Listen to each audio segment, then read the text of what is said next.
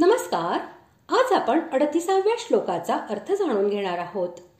श्लोक 38. दंडोदमयतामस्मे नीतिरस्मे जिगीषताम मौनैचैवास्मि गुह्यानाय ज्ञानै ज्ञानवतामहम्.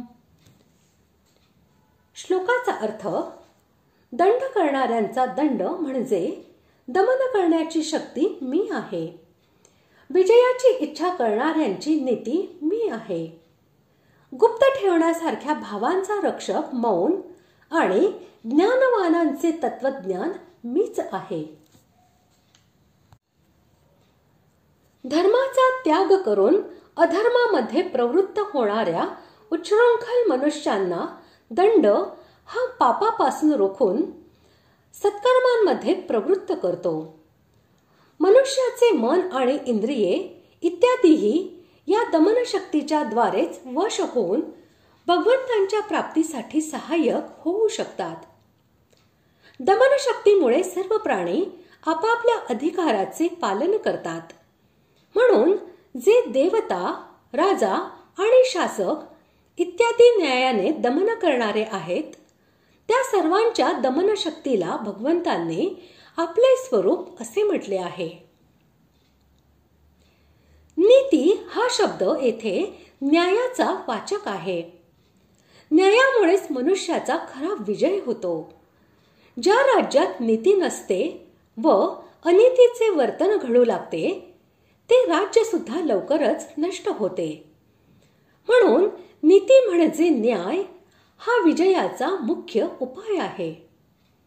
यासाठी विजय इच्छिणाऱ्यांच्या नीतीला भगवंतांनी आपले स्वरूप असे म्हटले आहे.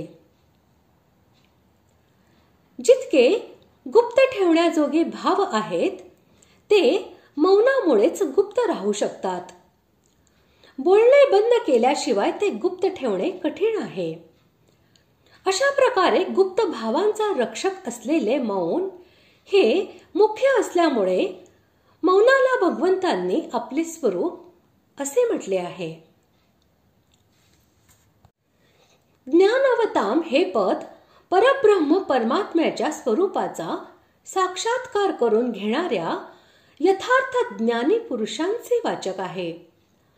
त्यांचे ज्ञान हेच सर्वोत्तम ज्ञान होय.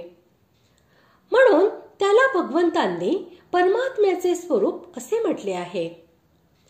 13व्या अध्यायातील 17व्या श्लोकामध्येही भगवंतांनी स्वतःला ज्ञान स्वरूप असे म्हटले आहे. अशा प्रकारे आज आपण 38व्या श्लोकाचा अर्थ जाणून घेतला.